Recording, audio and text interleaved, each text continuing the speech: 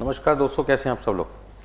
देखिए, आज की क्लास में chapter 8 unit 8.3 digitization of data and information आपके सामने मैं शुरू करने जा रहा हूँ। तो सबसे पहले पॉइंट है कि डिजिटाइजेशन का मतलब क्या होता है। डिजिटाइजेशन का मतलब होता है कि जब कोई डाटा एनालॉग फॉर्म में होता है आपके पास और आप उसे डिजिटल फॉर्मेट में कन्वर्ट करना चाहते हैं, तो उस प्रोसेस को हम कहते हैं digitization of data and information. जैसे एक पर्सन आपके सामने इस एग्जाम्पल में जो मैंने आपके सामने एग्जाम्पल दिया है, इसमें एक पर्सन भाषण दे रहा है या कोई गाना गा रहा है या किसी को कुछ अपनी बात बोल रहा है, तो वो जब अपनी बात किसी को बोलेगा तो वो सबसे पहले हम किस फॉर्म में रिकॉर्ड करेंगे, एनालॉग फॉर्म में। और एनालॉग फॉर्म से अब हम उसे किस में कन्वर्ट कर रहे हैं, डिजिटल फॉर्म में। डिजिटल फॉर्म का मतलब होता है कि उसे हम बाइनरी फॉर्म में कन्वर्ट कर रहे हैं। बाइनरी फॉर्म का मतलब है जब कोई भी डाटा किसी भी फॉर्म में हो और हम उसे 0-1-1-0 की फॉर्म में कन्वर्ट कर दें, मतलब सारा का सारा जो डाटा है वो कंप्यूटर में किस लैंग्वेज में रिकॉर्ड होता है, 0-1 या 1-0 की फॉर्म में। तो ऐसे सिस्टम को हम कहते हैं digitization of data and information. तो आपके सामने इस एग्जांपल में आप देखेंगे कि जो पर्सन यहाँ पर अपनी बात बोल रहा है माइक पे, उसका जो डाटा है वो किस फॉर्म में हमारे पास में, एनालॉग फॉर्म में। और हमारे पास में एक साउंड कार्ड है जिसकी मदद से उसकी वॉइस को हम कन्वर्ट कर रहे हैं किसमें, बाइनरी फॉर्म में, 0-1 की फॉर्म में या 1-0 की फॉर्म में, जो भी आप कहना चाहें उसको कह सकते हैं। और फिर वो चीज़ हमारे कंप्यूटर में जाके स्टोर हो जाएगी। एग्जाम्पल के फॉर्म में और थोड़ा सा डिटेल में जाते हैं। जब वो पर्सन जो माइक पे स्पीच दे रहा है आपके सामने, जब वो अपनी स्पीच शुरू करता है तो शुरू में वो स्लो होता है, लेकिन जैसे जैसे धीरे धीरे वो बोलना स्टार्ट करेगा, उसकी जो टोन है, उसकी जो आवाज़ है वो धीरे धीरे बढ़ेगी। फिर एक टाइम पर जब वो अपनी बात खत्म कर चुका होगा, उसकी आवाज़ धीरे धीरे क्या होने लगेगी, कम। जैसे मैंने कहा, नमस्कार दोस्तों, क्या हाल चाल है आपके। तो मैंने जब शुरू किया तो नमस्कार हल्की आवाज़ से किया, लेकिन धीरे धीरे मेरी आवाज़ बढ़ी। फिर एक टाइम पे जाके मेरी आवाज़ क्या हो गई, कम हो गई। फिर मैं रुक गया और फिर मैंने कहा आप कैसे हैं, फिर मेरी आवाज़ धीरे धीरे क्या हो गई, बढ़ गई। तो ये जब मैं आपके सामने नमस्कार दोस्तों कैसे हैं हम सब लोग, और मैं रुक गया, ठीक है ना। तो ऐसे में क्या होगा, मेरी जो पिच होगी, जो मेरी बोलने की स्पीड है, वो कभी बढ़ रही है, कभी घट रही है, कभी बढ़ रही है, कभी घट रही है। उसे हम कहते हैं एनालॉग फॉर्म। अब उसी वॉइस को हम रिकॉर्ड करना चाहते हैं किसमें, डिजिटल फॉर्म में रिकॉर्ड करना चाहते हैं। तो उसके लिए हमें क्या करना पड़ेगा, अपने डाटा को एनालॉग से किस में कन्वर्ट करना पड़ेगा, बाइनरी फॉर्मेट में कन्वर्ट करना पड़ेगा। तो हमने यहाँ पर बाइनरी फॉर्म में, जैसे जो मेरी स्पीच है उसको हमने नंबर दे दिया 0 से लेके 7 तक आपके सामने। तो यहाँ पे जब मैंने बोलना शुरू किया, तो जैसे ही मैंने शुरू किया तो मेरा जो बोलने की स्पीड थी, स्पीच की थी, उसे हमने नंबर दे दिया 3, 3.5, 4, 5 इस तरीके से। तो मान लीजिए 3 नंबर दिया, 3 आपको डिनोट करता है 0-0-1-1 से। तो उसका मतलब है कि जैसे ही मैंने बोलना स्टार्ट किया एनालॉग फॉर्म में, पहले वो मेरी रिकॉर्ड हुई आवाज़, देन उसे जब मैंने डिजिटल फॉर्म में कन्वर्ट किया तो वो साउंड कार्ड की मदद से जब कंप्यूटर में स्टोर हुआ तो वो किस फॉर्म में हुआ, 0-0-1-1। फिर जैसे मैंने और बोलना स्टार्ट किया, मेरी आवाज़ और बड़ी, नंबर हमने दिया 5 को हमने डिनोट कर दिया 0-1-0-1 से। फिर और थोड़ा सा तेज मैं बोला, फिर वो 6 नंबर पे आया, 6 का मतलब हो गया 0-1-1-0, ठीक है जी। तो आपके सामने 3-5-6-6। फिर नेक्स्ट और मेरी तेरी आवाज़ होगी, तो 7 पे पहुंचा तो 0-1-1-1 से हमने यहाँ पे डिनोट कर दिया। इसी तरीके से धीरे धीरे हमारी आवाज़ बढ़ेगी, धीरे धीरे आवाज़ हमारी क्या होगी, कम होगी। तो जैसे मेरी आवाज़ हाईएस्ट वॉल्यूम पे गई थी, दैट इज 7, और 7 से फिर मैं 6 वॉल्यूम पे आया, 6 से किस पे आया, 5 पे आया, 5 से 3 पे आया, 3 से 1 पे आया, और एक टाइम पे आके मैं 1-2 सेकंड के लिए रुक गया। फिर मैंने अपनी बात दोबारा से बोलना स्टार्ट कर दिया। तो जब मैं 0 पे आऊँगा, जब बोलना बंद कर दूंगा तो मेरी आवाज़ बिल्कुल रुक जाएगी, जैसे अभी आपके सामने मैं रुक गया था। तो उसे हम कहते हैं 0-0-0-0, मतलब 4 0 हो जाएंगे आपके पास। फिर जैसे मैं हल्का सा बोलना स्टार्ट करूँगा, 1, फिर 3, फिर 5, धीरे धीरे मेरी पिच क्या होगी, बोलने की जो स्पीड है, आवाज़ है, वो बढ़ने लगी। तो इसे हम कहते हैं एनालॉग से डिजिटल फॉर्म में कन्वर्ट होना। अब मेरा पॉइंट यहाँ पे सबसे पहले आता है कि डिजिटाइजेशन का मतलब क्या होता है।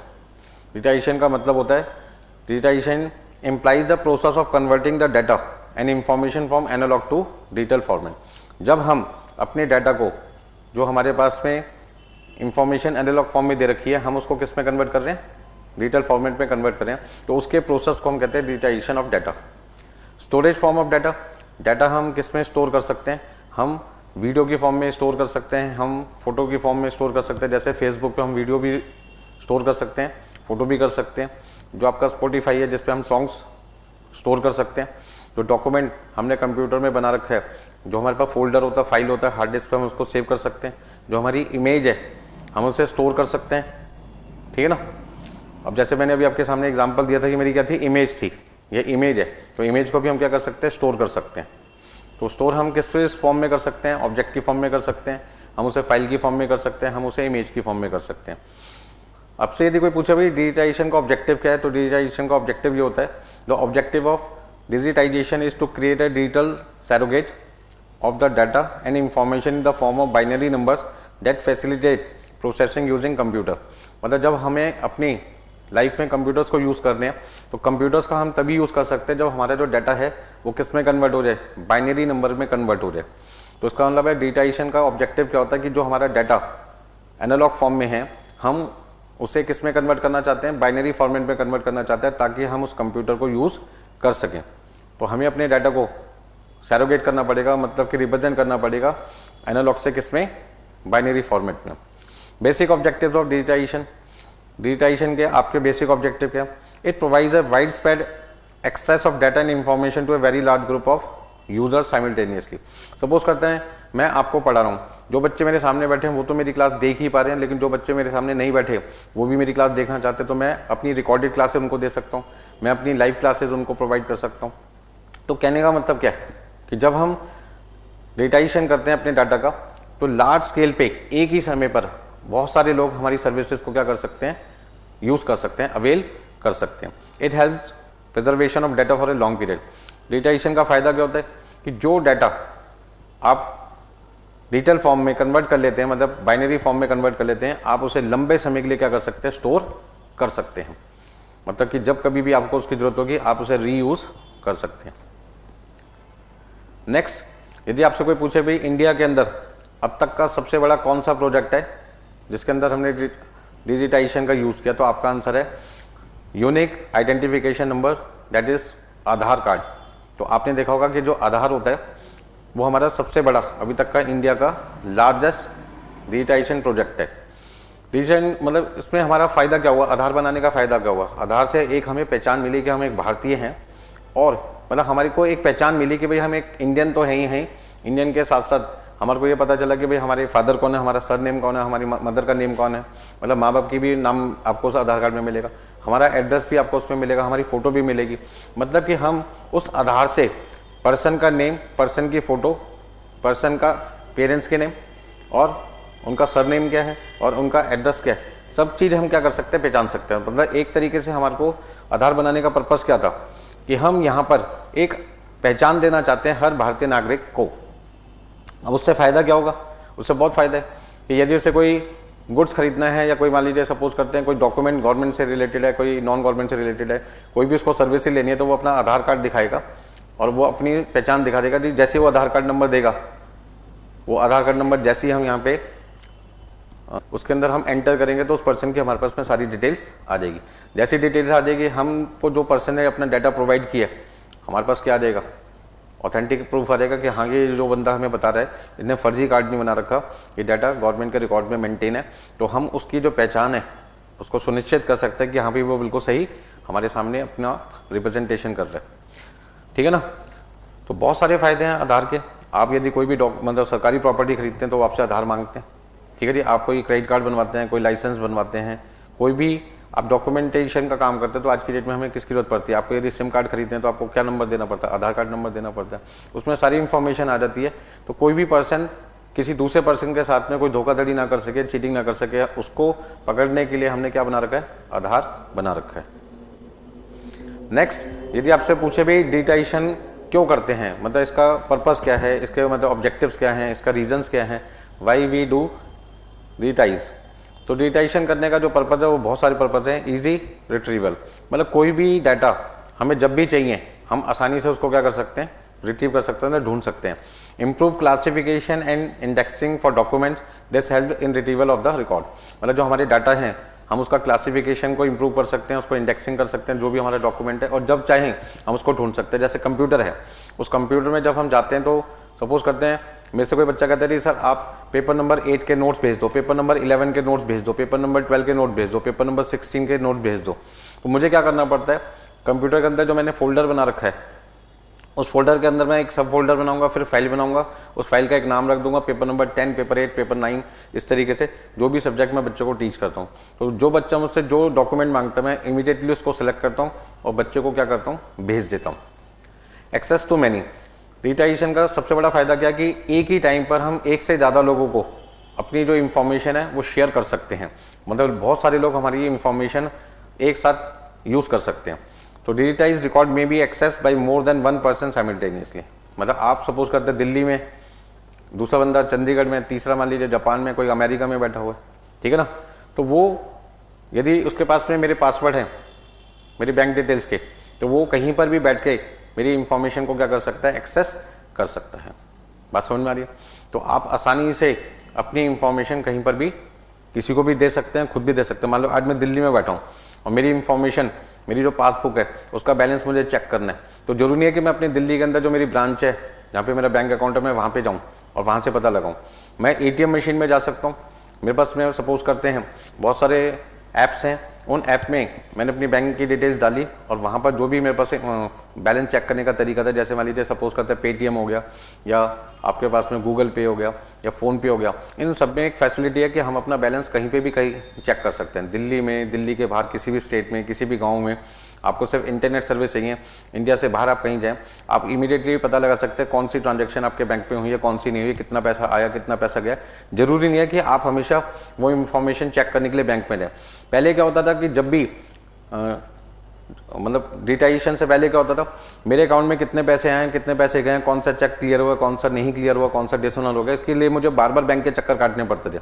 लेकिन अब ये सब चीज़ें जैसे ही डिजिटाइजेशन हो गया, मैंने क्या देखा, मेरे बैंक के जाने के चक्कर ही बच गए। मतलब बैंक में जाने की मुझे कोई ज़रूरत नहीं है, तो मैं इसे कहीं पे भी एक्सेस कर सकता हूँ और बहुत सारे लोग इसको एक्सेस कर सकते हैं। मेरे अलावा कोई भी और भी एक्सेस कर सकता है यदि उसके पास में मैं अपनी पासवर्ड या बैंक की डिटेल्स प्रोवाइड कर दूँ। Easy to reuse, it becomes easier to reuse the data which are difficult to reuse in present format, very large maps, data recorded in microfilms etc. पहले क्या होता था कि डाटा बहुत बड़ा है, उसे साथ में लेके घूम के चलना बहुत मुश्किल होता था। या सपोज करते कोई बुक है और सपोज करते नवरात्रे चल रहे हैं इस समय आपके सामने और आपको किसी माता रानी की कोई भेंट गानी है, तो आपको पहले क्या करना पड़ता था, जो बड़ी मोटी मोटी बुक्स होती थी या बुकलेट होती थी उन्हें अपने साथ कैरी करना पड़ता था, क्योंकि इतनी लंबी आपको याद नहीं रहती थी। सपोज करते हैं दुर्गा चालीसा आपको इस समय गानी है या उसका स्मरण करना आपको, तो दुर्गा चालीसा आपको याद ही नहीं है। बट आज की डेट में क्या, मोबाइल के अंदर आप फटाफट से क्या करो, यूट्यूब पे जाओ, दुर्गा चालीसा टाइप करो और आप उसे क्या कर सकते हो, इमीडिएटली यूट्यूब पे सुन भी सकते हो, सुन के आप गा भी सकते हो, या फिर आप ऐप डाउनलोड कर सकते हो दुर्गा चालीसा के नाम से प्ले स्टोर से, और वहाँ पर वो आपके सामने क्या आएगी, पूरी बुक बन के आ जाएगी, जिसमें आपको कुछ भी नहीं करना, सिर्फ देख के उसको रीड करना है। मतलब कि जो बुक को कैरी करने का झंझट था, यानी जो एनालॉग फॉर्म में था, आपने क्या किया, उसको डिजिटल फॉर्म में कन्वर्ट कर दिया और जहां पर भी चाहें, जब भी चाहें, आप उसे बार बार यूज कर सकते हैं एक बार डाउनलोड करने के बाद में।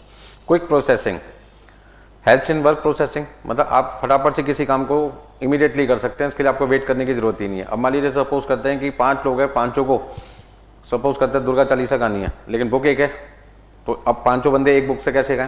तो ऐसे में हमने क्या किया, सबके पास मोबाइल तो है ही, पांचों ने ऐप डाउनलोड किया और सबको दुर्गा चालीसा मिल गई सपोज करते हैं, या कोई भी इंफॉर्मेशन हो सकती है जो उनको कही है। सपोज करते हैं अभी मान लीजिए मैंने पेपर नंबर 10 के नोट्स बनाए हैं और मैं चाहता हूँ कि भी सारे बच्चों के पास में एक ही टाइम पे पहुँच जाए, तो मैं क्या करूँगा, वो नोट्स को मैंने PDF फॉर्म में कन्वर्ट किया और देन मैंने अपने स्टूडेंट जितने भी हैं उनका ग्रुप बना रखा है व्हाट्सएप पे, उनको शेयर कर दिया। एक ही बार में, एक ही मिनट के अंदर, मिनट भी ज़्यादा हो गया, 10 से 15 सेकंड के अंदर क्या हुआ, वो डाटा मैंने बच्चों को भेज दिया।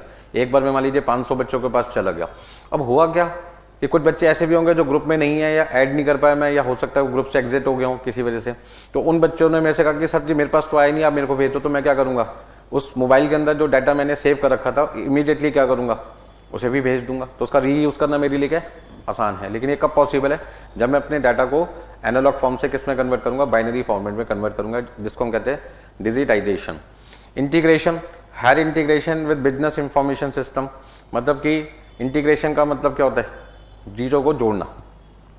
डिजास्टर रिकवरी, यदि सपोज करते हैं कि आपका कोई जो बैकअप फाइल है, आप उस मतलब कोई भी जो डाटा है वो सपोज करते हैं अपने कंप्यूटर में सेव कर रखा है हार्ड डिस्क में, तो आप क्या कर सकते हैं, उसे एक्सटर्नल हार्ड डिस्क में भी सेव कर सकते हैं, उसे क्लाउड में भी मतलब बहुत सारे ऑप्शंस हैं। जरूरी नहीं कि आप हार्ड डिस्क में सेव करें, एक्सटर्नल हार्ड डिस्क में भी कर सकते हैं, पेन ड्राइव में भी सेव कर सकते हैं, आप उसे स्टोरेज स्पेस ले सकते हैं क्लाउड में, वहाँ पे भी सेव कर सकते हैं। यदि क्लाउड में आपने स्पेस ले लिया और डाटा वहाँ सेव कर दिया तो पूरे इंडिया में आप कहीं पर भी उस डाटा को क्या कर सकते हो, रीस्टोर कर सकते हो, ठीक है ना।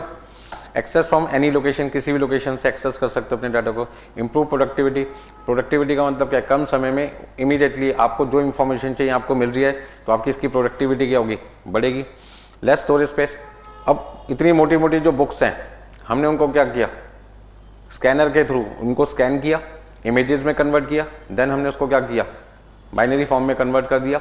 और अब जो भी पेज मेरे को चाहिए होता है मैं फटाफट से क्या करता हूँ, पेज नंबर टाइप करता हूँ, वो पेज मेरे सामने कंप्यूटर में खुल के आ जाता है, या मोबाइल में खुल के आ जाता है, या लैपटॉप में खुल के आ जाता है, या डेस्कटॉप में खुल के आता है, या टैबलेट में खुल के आता है। कोई भी डिवाइस जिसमें मैं उसको देखना चाहता हूँ उसे मैं वहाँ पे देख सकता हूँ। और यदि मुझे प्रिंटर से प्रिंट निकालने की जरूरत है तो इमीडिएटली मैं वाईफाई का यूज़ करके या जो भी मेरे पास सिस्टम है मैं उसको कनेक्ट करूँगा, किससे, इंटरनेट से कनेक्ट करूँगा प्रिंटर को और डिवाइस को, और फटाफट से प्रिंट आउट निकाल लूँगा। तो मेरे लिए क्या हो गया, कम स्पेस में ज़्यादा फायदे हो गए। तो इसलिए हम कहते हैं कि हमें अपने डाटा का डिजिटाइजेशन करना जरूरी है। द प्रोसेस ऑफ डिजिटाइजेशन में बी सेग्रीगेटेड इनटू 6 फेसेस, मतलब यदि आप अपने डाटा का डिजिटाइजेशन करना चाहते हैं तो उसके लिए कितने फेसेस हैं, 6 फेसेस हैं। पहला है justification of the propose digitisation project, second है assessment, third planning, fourth digitization activities, fifth है processes in the care of records, और लास्ट सबके पास क्या है, इवैल्यूएशन। अब एक एक करके इन सबको समझते हैं। सबसे पहला है justification of the propose digitisation project. इसका मतलब क्या है कि कभी भी हम सपोज करते हैं एनालॉग डाटा को हम बाइनरी फॉर्मेट में कन्वर्ट करना चाहते हैं, तो हमें सबसे पहले ये पता लगाना पड़ेगा कि क्या ये करना हमारे लिए सही है या नहीं है। मतलब पहला स्टेप क्या है कि क्या हम जितने भी हमारे पास में एनालॉग डाटा हैं सबको बाइनरी फॉर्मेट में, मतलब डिजिटल फॉर्मेट में कन्वर्ट कर दें, नहीं। तो at the initial stage of the digitisation of project the following should be evaluated. आपको सबसे पहले क्या चेक करना चाहिए कि जिसको आप कन्वर्ट कर रहे हैं क्या आपका उसका बेनिफिट आपको मिलेगा या नहीं मिलेगा। मतलब सपोज करते हैं कोई डाटा है, मैंने उसको एनालॉग फॉर्मेट से डिजिटल फॉर्मेट में कन्वर्ट कर दिया, और कन्वर्ट करने के बाद मैंने उसको कभी खोल के ही नहीं देखना, मतलब कंप्यूटर में कभी उसको एक्सेस ही नहीं करना। तो इसका मतलब क्या हुआ कि ऐसे डाटा को मुझे कभी भी एक्सेस ही नहीं करना, तो रख के क्या फ़ायदा, ठीक है ना। सपोज करते हैं नर्सरी क्लास है, उसके मैंने नोट्स बना रखे थे ABCD का, या KG क्लास के मैंने कोई टेबल लिख रखी थी, या सेकंड क्लास की कोई बुक थी वो मेरे पास पड़ी हुई थी, मैंने उसको फेंकी नहीं और उसको मैंने स्कैन करके उसमें कन्वर्ट कर लिया। अब आप ये बताओ कि मेरे को तो उसका कोई ज़रूरत ही नहीं है, नर्सरी क्लास के नोट्स की, या सेकंड क्लास के नोट्स की, या थर्ड क्लास के। अब मान लीजिए मैं तो CA स्टूडेंट को पढ़ा रहा हूँ या CMA स्टूडेंट को पढ़ा रहा हूँ, तो जो भी स्टूडेंट को मैं पढ़ा रहा हूँ CA या CMA, उन स्टूडेंट्स को नर्सरी KG क्लास के मेरे नोट्स की ज़रूरत है या नहीं है। ना तो मुझे खुद ज़रूरत है, ना मेरे स्टूडेंट्स को ज़रूरत है, ना मुझे आगे लगता कभी फ्यूचर में मुझे ज़रूरत पड़ेगी। तो ऐसे केस में क्या होगा, यदि मुझे उनकी ज़रूरत ही नहीं है तो बेकार में मैंने अपने डाटा को एनालॉग से किस में कन्वर्ट किया, डिजिटल फॉर्मेट में कन्वर्ट किया। तो सबसे पहले आपको ये इवैल्यूएट करना पड़ेगा, ये चेक करना पड़ेगा कि जिस डाटा को आप कन्वर्ट कर रहे हैं क्या आपको उसका फ़ायदा मिलेगा भी या नहीं मिलेगा। फ़ायदा मिलेगा तो आप कन्वर्ट कीजिए, अदरवाइज मत कीजिए। फिर आपको ये चेक करना पड़ेगा कि जिस डाटा को आप एनालॉग फॉर्मेट से डिजिटल फॉर्मेट में कन्वर्ट करने जा रहे हैं क्या कॉस्ट आएगी उसको कन्वर्ट करने की। ऐसा ना हो कि बहुत ज़्यादा कॉस्ट आए और आपको उसका उतना फ़ायदा मिल ना पाए। To assess the risk attached to the project. अब जो भी डाटा आप कन्वर्ट कर रहे हैं वो आप उसका रिस्क भी चेक करो कि भैया देखो अभी तो वो है डिजिटल उसमें एनालॉग फॉर्म में, और आप उसे डिजिटल फॉर्म में कन्वर्ट करो। डिजिटल फॉर्मेट में आपने देखा होगा कि आप उसे कहीं भी एक्सेस कर सकते हो, कोई भी एक्सेस कर सकता है, किसी भी लोकेशन से एक्सेस कर सकते हैं। तो ये ना हो कि आपका जो सीक्रेट डाटा है वो कंप्यूटर में चला जाए और कंप्यूटर कोई आपका हैक कर ले और आपका जो डाटा आप सोचे थे कि ये सेव रहेगा वो किसी और के पास ना चला जाए, ठीक है ना। तो आपको ये भी देखना पड़ेगा कि जिस डाटा को आप एनालॉग फॉर्मेट से डिजिटल फॉर्मेट में कन्वर्ट करने जा रहे हैं उसमें कितना रिस्क है, क्या उतना रिस्क आप बियर करने के लिए तैयार हैं या नहीं। अब जैसे मान लीजिए शुरू में 2020 से पहले मैं जो क्लासेस पढ़ाता था लोगों को वो केवल ऑफलाइन पढ़ाता था। बहुत सारे मेरे फ्रेंड्स जिन्होंने 2015-16 से ऑनलाइन क्लासेस लेना स्टार्ट कर दिया था, रिकॉर्डेड क्लासेस, अपनी क्लासेस को रिकॉर्ड किया और लोगों को आप जैसे स्टूडेंट को प्रोवाइड कर दिया अलग अलग स्टेट्स के। तो बहुत सारे जो मेरे फ्रेंड्स हैं उन्होंने भी मुझे कहा कि सुमित सर तुम भी एक काम करो, अपनी क्लासेस को रिकॉर्ड करो और बच्चों को प्रोवाइड करो। तो मुझे एक डर था कि कहीं मेरी जो क्लासेज है वो कोई रिकॉर्ड करके आगे रीसेल ना कर दे। तो मेरे को बहुत लोगों ने समझाया कि भाई ऐसे बच्चे होते ही नहीं है, बच्चे बड़े शरीफ होते हैं, उनको सिर्फ पढ़ने के लिए क्लासेस चाहिए होती है, बदमाशी करने के लिए कोई आपकी क्लास नहीं परचेज करता, ठीक है ना। आपकी क्या है, वो किसी की भी, उनका मेन एम होता है कि भाई आपकी सर्विसेज लें, देन उसके बाद में वो पढ़ के अच्छे नंबर से पास होके अच्छी जॉब या अच्छा बिजनेस कर सके, अच्छा नागरिक बन सके। मेरी बात समझ लो। तो कहने का मतलब है मैंने उनकी बात मानी नहीं, मेरे एक मन में डर था, लेकिन जैसे ही 2020 आया, लॉकडाउन आया, और ये कहो कि भगवान ने एक चमत्कार कर दिया मेरे लिए। जहाँ मैं 500-600 बच्चे पढ़ा रहा था, अब लॉकडाउन की वजह से क्या हुआ कि फिजिकल काम बंद हो गया, और ऐसे केस में मुझे क्या करना पड़ा, मजबूरन फिर से मेरे दोस्तों का फोन आया कि सुमित सर अब आप बताओ क्या करोगे, आपकी फेस टू फेस क्लासेस चलेगी नहीं, लॉकडाउन होने की वजह से बच्चे आएंगे नहीं, तो अब आपकी रोजी रोटी कैसे चलेगी। मैंने कहा बताओ अब क्या करना चाहिए। तो उन्होंने मेरे को सलाह दी, मेरे को एडवाइस दी, मेरे को बताया कौन से सॉफ्टवेयर का यूज़ करना है, कैसे आपको अपनी क्लासेस रिकॉर्ड करनी है, कैसे अपनी क्लासेस को एनक्रिप्ट करना है, कैसे लोगों को भेजना है, वो सारी चीज़ों की उन्होंने मुझे गाइडेंस दी ऑनलाइन ही। और आज मैं उनका शुक्रिया अदा भी करता हूँ कि मैं इस लेवल पर पहुँच चुका कि जहाँ मैं 500-600 बच्चे पढ़ा रहा था एक साल के अंदर, अब मैं करीब 2000 बच्चे के आसपास मान लो बच्चों को पढ़ा रहा हूँ। तो ऐसे में हुआ क्या कि एक तो मेरा रेवेन्यू भी बढ़ा, मेरा टाइम भी सेव हुआ। एक ही चीज़ों में बार बार पढ़ा रहा था, हर 2 घंटे में या 2.5 घंटे में एक बैच कंप्लीट हो गया, तो वो एक बैच कंप्लीट हो गया, फिर सुबह का बैच, फिर दोपहर का बैच, फिर शाम का बैच, मतलब एक ही चीज़ को 2-2 3-3 बार पढ़ाना पड़ रहा था, टाइम की वेस्टेज हो रही थी। उससे फ़ायदा क्या हुआ मुझे कि मैंने क्या किया, एनालॉग चीज़ों को डिजिटल फॉर्म में कन्वर्ट करके उन्हें रिकॉर्ड कर लिया, और जब बच्चा जो चीज़ मुझसे मांगता है मैं उसको प्रोवाइड कर देता हूँ। इसका मतलब क्या हुआ कि मेरे को जो रिस्क लग रहा था, वो लॉकडाउन में मेरा रिस्क क्या हो गया, अब मैंने कहा अब तो ज़िंदगी में कुछ बचा ही नहीं है भैया, तो रिस्क लेना ही पड़ेगा। तो मैंने रिस्क लिया, और उसका नतीजा क्या हुआ कि बच्चे सिर्फ पढ़ने से मतलब रखते हैं, ना कि उल्टी सीधी हरकतों से मतलब रखते हैं। तो कहने का मतलब क्या हुआ, थोड़ा सा रिस्क लिया। यदि ये रिस्क मैंने 2015 में ले लिया होता तो आज ये नंबर ऑफ स्टूडेंट 2000 की जगह 5-10 हज़ार के आसपास हो गए होते। The expected value generation through digitisation should be express in clear term, मतलब जो भी चीज़ें आपको डिजिटाइजेशन के माध्यम से मिलेगी, जो उसकी वैल्यू मिलेगी, वो क्लियर टर्म्स में आपको होनी चाहिए कि मुझे इसका कितना फायदा हुआ।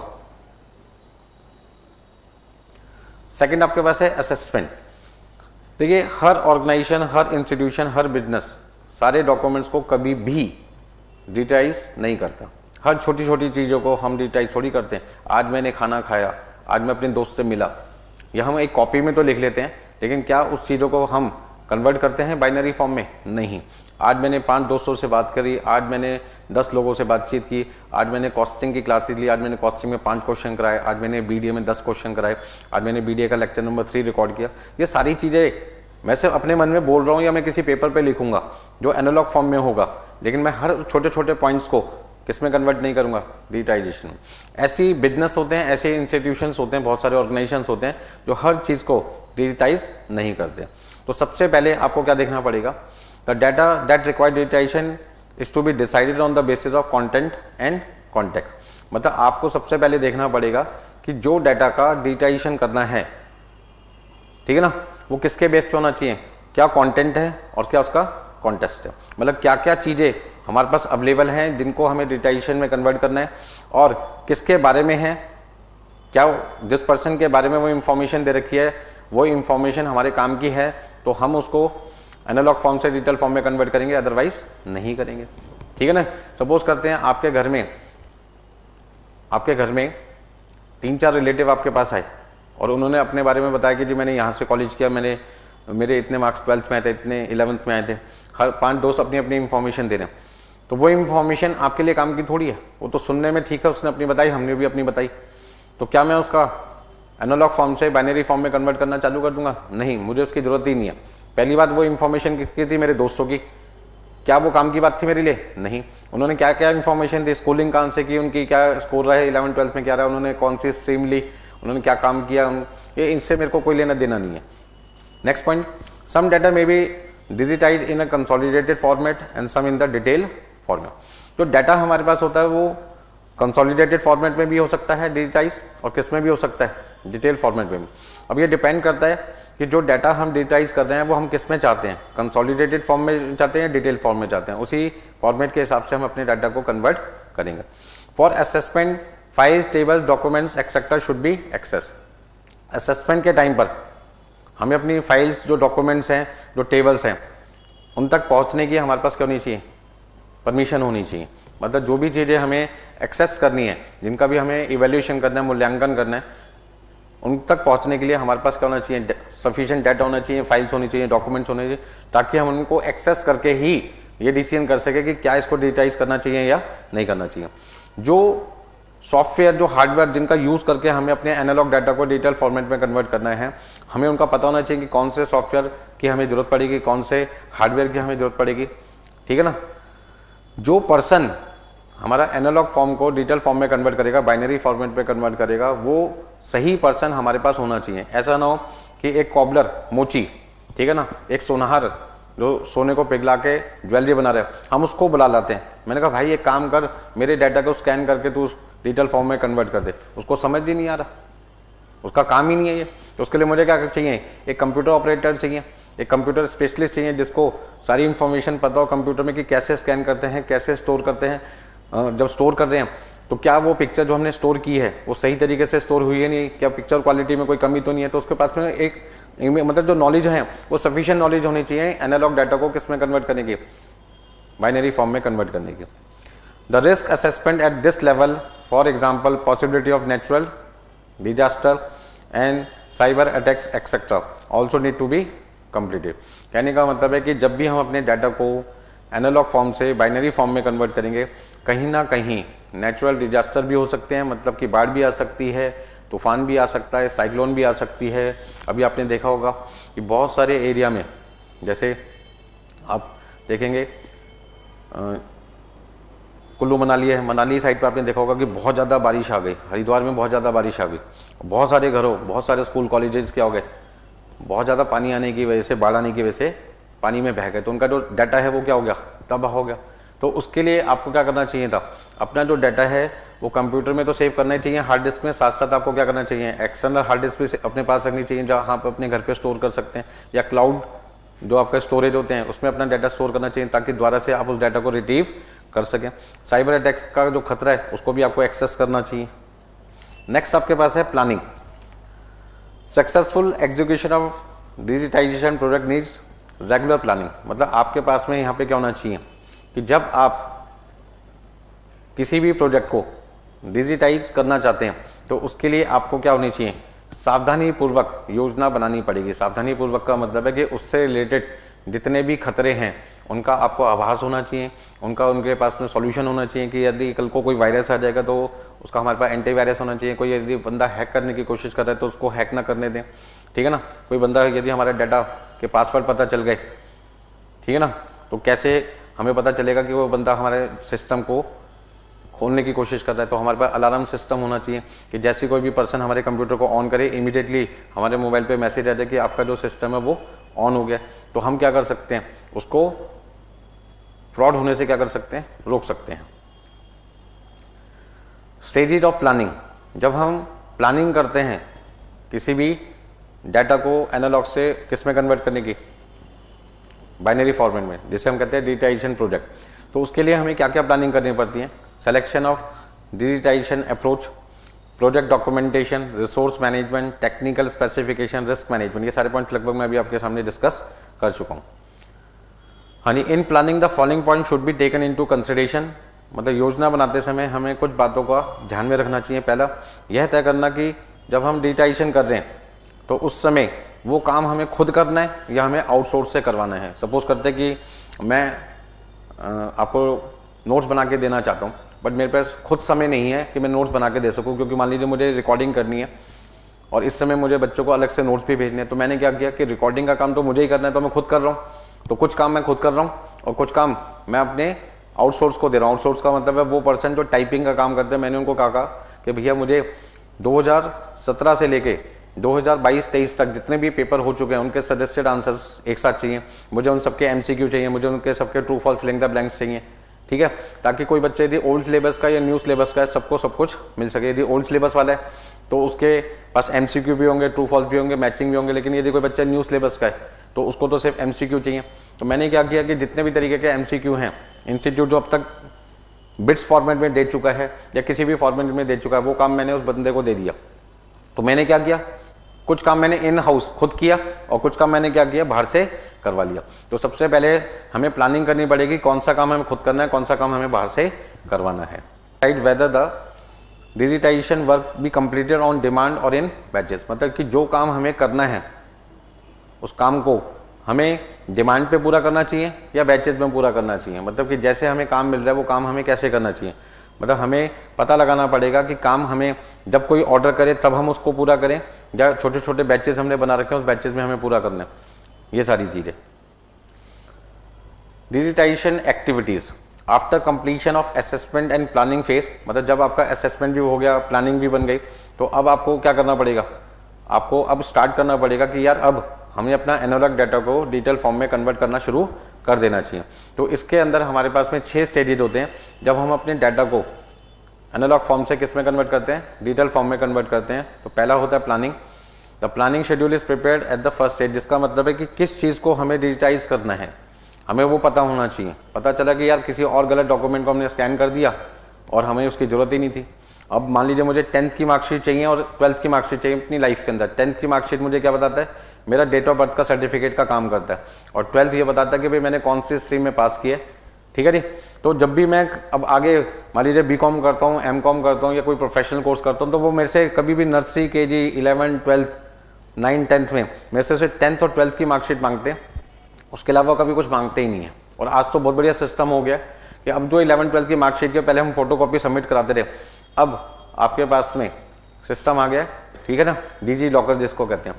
तो डिजी लॉकर एक सरकारी लॉकर है जो सरकार के द्वारा मेंटेन किया जाता है। उसके अंदर कोई भी पर्सन अपनी कोई भी काम की चीज़ क्या कर सकता है, सेव करके उसको स्टोर कर सकता है। जैसे मान लो मैंने अपनी 10th की मार्कशीट हो गई या 12th की मार्कशीट हो गई, या मेरा डेट ऑफ बर्थ का सर्टिफिकेट हो गया, मेरे कोई प्रॉपर्टीज़ के पेपर हो गए, कोई भी आधार कार्ड हो गया, कोई भी डॉक्यूमेंट जो मैं नहीं चाहता कि हर वक्त मैं कैरी करके रखूँ या मैं कहीं घूमूँ लेके से, तो जब भी मुझे एक्सेस करना पड़ेगा मैं क्या करूँगा, जो डिजी लॉकर है उसका जो मेरा पासवर्ड है उसको मैं कहीं पे भी जाके एक्सेस कर सकता हूँ, और वो डॉक्यूमेंट मैं कहीं पे भी प्रिंट आउट निकाल सकता हूँ या किसी को भी नंबर दे दूंगा अपने डिजी लॉकर का, वो पर्सन जिसके पास में राइट होगा उस ओपन करने का, वो उसको ओपन करके वेरीफाई कर सकता है, ठीक है जी।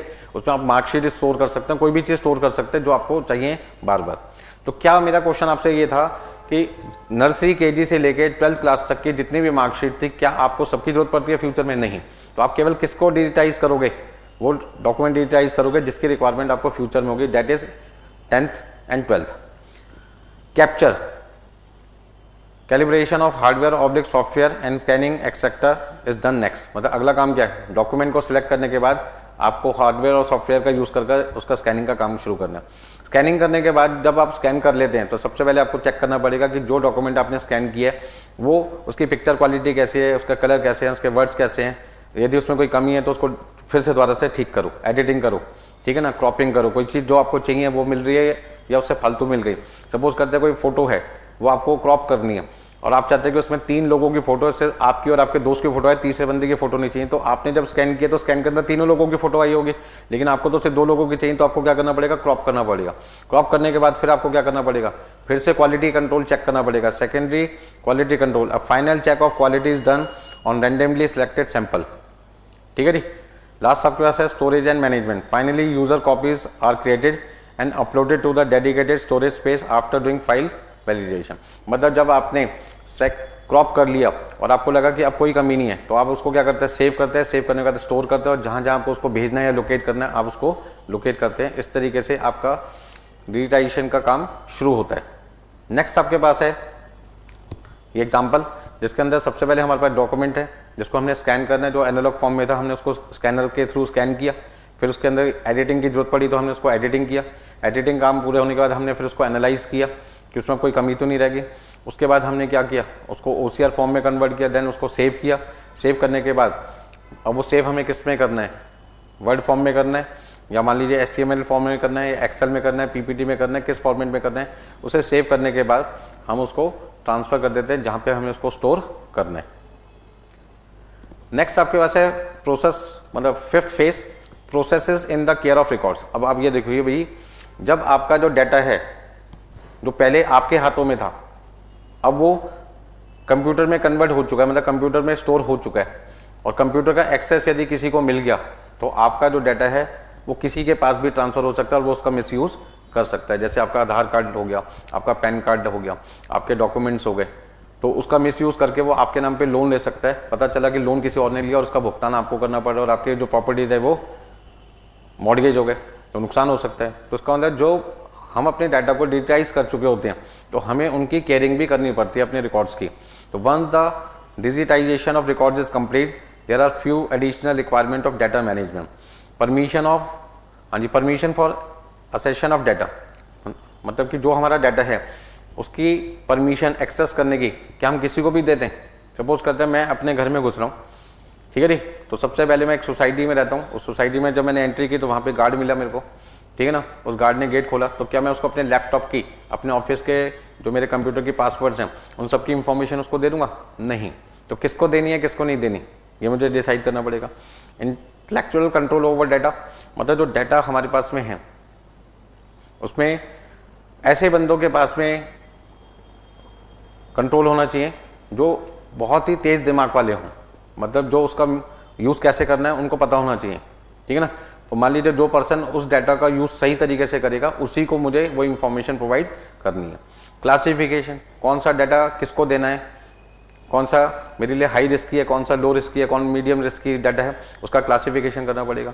उसका मेंटेनेंस करना पड़ेगा। मेंटेनेंस का मतलब है कि कल को वो डाटा जो मैंने कंप्यूटर में स्टोर कर रखा है, कंप्यूटर हैक हो गया या खराब हो गया या डैमेज हो गया, बाढ़ की वजह से बह गया, तो उसका रिट्रीवल कैसे होगा? उसके लिए मेरे पे एक्सटर्नल हार्ड डिस्क होना चाहिए या पेन ड्राइव होना चाहिए या फिर क्लाउड स्टोरेज होना चाहिए मेरे पास में। लास्ट फेज आपके पास है evaluation. Once the digitisation project is updated and implemented, ऐसे जब आपका जो प्रोजेक्ट है वो एक बार अपडेट और इम्प्लीमेंट हो गया, the final phase should be systematic determination of the project merit, worth and significant using objective criteria. मतलब कि जब आपका जो प्रोजेक्ट है वो इम्प्लीमेंट हो गया, अपडेट हो गया, तो आपका फाइनल फेस ये होता है कि जो काम अभी आपने किया है उसका सिस्टमैटिक डिटर्मिनेशन होना चाहिए कि जो प्रोजेक्ट आपने एनालॉग फॉर्म से डिजिटल फॉर्म में कन्वर्ट किया है क्या उसकी फायदे हैं, क्या उसकी वर्थ है, क्या वो सिग्निफिकेंट तरीके से एप्लीकेबल हुआ है या नहीं, उसका इवैल्यूएशन करना पड़ेगा। मतलब किसी काम को करने के बाद वो काम सही है नहीं सही है वो भी तो चेक करना पड़ेगा। आप एग्जाम देने गए, अब वो एग्जाम जो आपने दिए हैं कॉस्टिंग का या एफएम का या बीडीए का या ओएमएसएम का या एससीएम का, किसी का भी पेपर दिया, तो सबसे पहले भैया पेपर दे के आते हैं। पेपर देने के बाद जब आप आएंगे तो आपके पेरेंट्स क्या कहते हैं, बेटा पेपर कैसा हुआ? तो आप क्या कहोगे, पेपर बहुत मस्त किया, ठीक है ना। तो कई पेरेंट्स क्या कहते हैं, भैया जिन टीचर से आपने क्लास लिया एक बार उनको भी फोन करके पूछ लो, उनको व्हाट्सएप पे बात कर लो, ताकि हमें एश्योरेंस हो जाए कि भाई क्या आपने जो पेपर करके आए हैं उसमें पास होने के कितने चांसेस हैं। सर आपको बता देंगे बेटा ये क्वेश्चन आपने सही किया होगा या गलत किया होगा, ठीक है ना, या आपने क्या क्वेश्चन का क्या आंसर लिखा वो आपको चेक करके इवेल्युएट करके बता देंगे, ठीक है ना। The object of this to enable reflection and assist identify changes that would improve future digitisation processes. मतलब ऐसा करने से फायदा क्या हमारे को, ऐसा करने से हमारे को फायदा ये है कि जो भी फ्यूचर में हमारे को इम्प्रूवमेंट करनी है वो हमें आज ही पता चल जाएगी कि क्या क्या हमारी कमियां रह गई थी, हम उन्हें कैसे दूर कर सकते हैं, इसका हमारे को फायदा मिलेगा। तो इस तरीके से आपके पास में 8.3 यूनिट खत्म होती है।